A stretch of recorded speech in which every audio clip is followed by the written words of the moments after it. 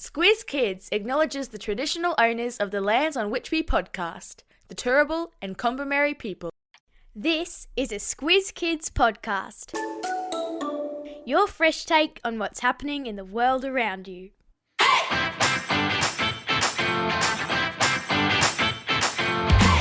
Each fortnight, we give the world globe a spin and see where we land.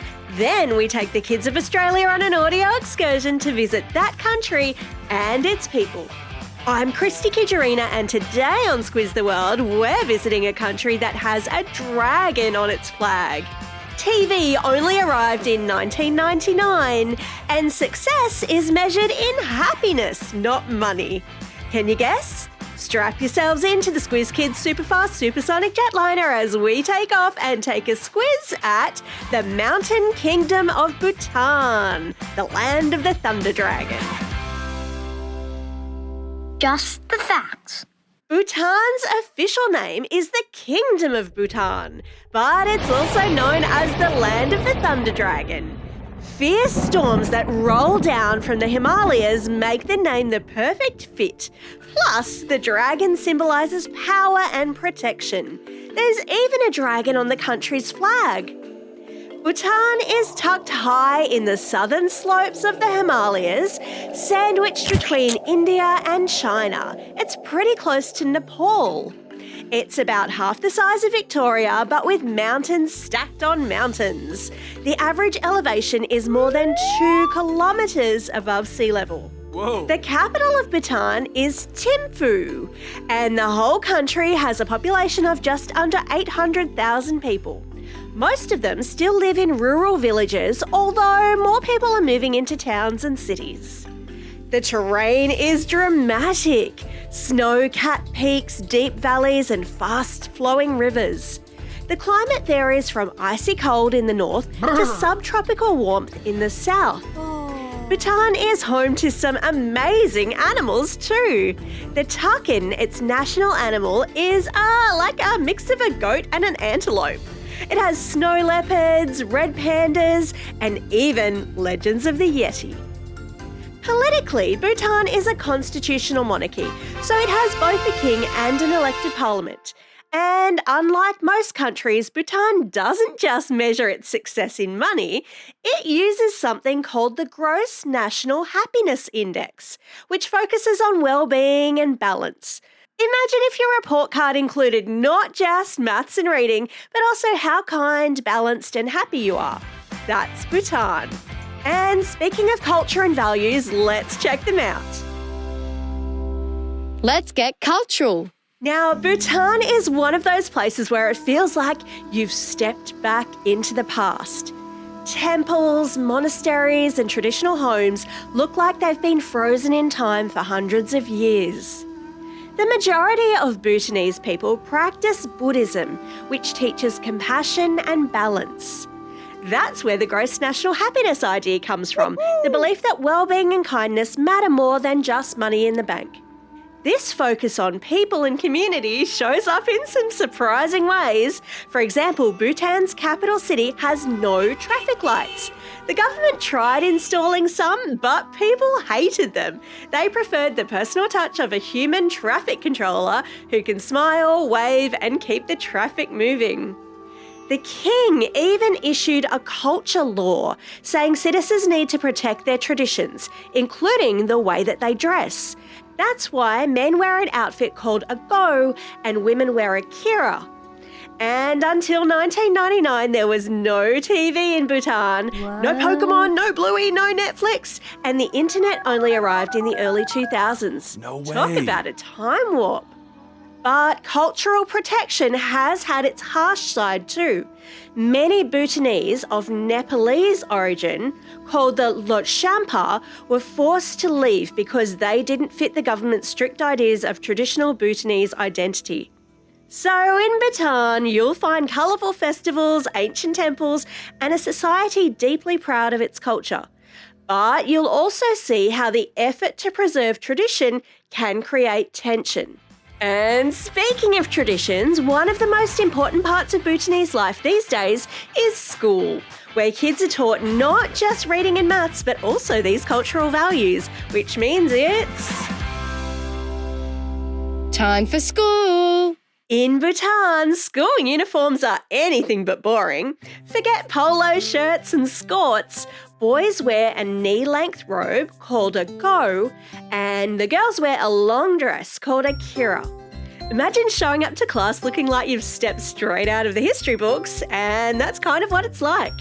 Classes are taught in English with Dzongkha, the national language, as a subject. Mornings often start with prayers or meditation, and some schools have gardens where kids grow veggies that get cooked into a tasty lunch. Education is free in Bhutan up to year 12, but with schools hidden away in valleys and on mountain slopes, some kids have to hike for hours just to get there. In remote areas, boarding school is pretty common. Bhutanese schools also follow the gross national happiness philosophy. Teaching isn't just about test scores, but also about kindness and respect for nature. The problem is, education scored lowest in Bhutan's recent happiness survey. Teachers are waiting for a new education policy to help balance modern skills with Bhutanese traditions. STEM is also getting more attention, but many rural schools don't even have reliable internet, which makes online learning pretty tricky. Still, Bhutan is determined to give kids the tools to succeed while keeping their culture front and centre. After all that studying, let's switch gears to... Believe it or not. Believe it or not, Bhutan is the only country in the world that's carbon negative, meaning that it sucks more carbon dioxide out of the air than it puts in. Bhutan runs almost entirely on renewable hydroelectric power from its rivers. In fact, it produces so much clean energy that it sells the extra to India, making hydropower its biggest export. To cut down on waste, Bhutan was also one of the very first countries to ban plastic bags completely. And even tourism is carefully managed. Visitors have to pay a daily sustainable development fee. It's about $150 for adults and $80 for kids, with the money going straight into protecting forests, keeping the air and water clean, supporting education and preserving Bhutan's culture. And then there's the mysterious side of Bhutan. It's one of the few places that has set aside land especially for the Yeti. You know, like Bigfoot or the abominable snowman? Locally known as Migoi or wild man, legend says the Migoi is a giant hairy creature that can walk backwards to confuse trackers and even turn invisible. The Saktang Wildlife Sanctuary in eastern Bhutan was partly created to protect its habitat. Can you imagine a whole national park in Australia just for drop bears and bunyips? After all of that eco-adventure and Yeti spotting, I reckon it's time to sit down and eat, which means it's... Dinner time. Dinner in Bhutan is not for the faint of tongue. Chilies aren't just a garnish, they're the main dish. The national meal, emadachi, is basically chili and cheese stew. And the cheese? It's often made from yak milk. Picture a huge cow wearing a woolly mammoth jumper and you've got a yak. Instead of the white rice you're used to, Bhutanese families usually eat red rice grown in mountain valleys. It's nutty and fluffy and perfect with spicy stew. And in rural areas, people often eat with their hands, and it's polite to always accept food and drink when offered. Yum yum. Speaking of drinks, you won't find Milo or hot chocolate here. In Bhutan, the traditional drink is butter tea, a salty, frothy mix of tea leaves, water, and yak butter whisked until thick. Think a cup of tea crossed with a cup of soup. Perfect for those cold mountain days.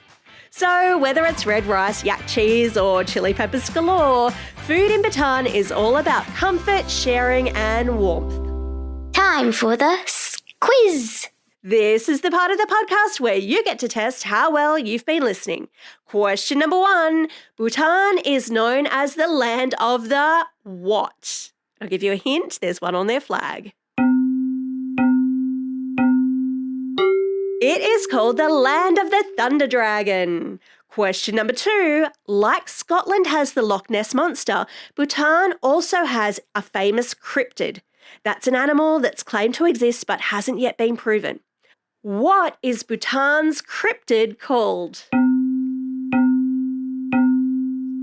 If you said the Yeti or the Migoi, you would be correct.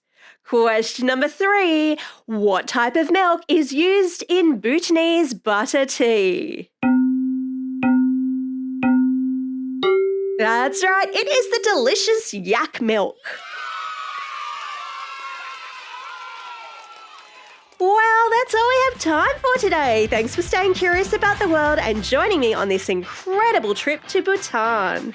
Now get out there and have a most excellent day. Over and out.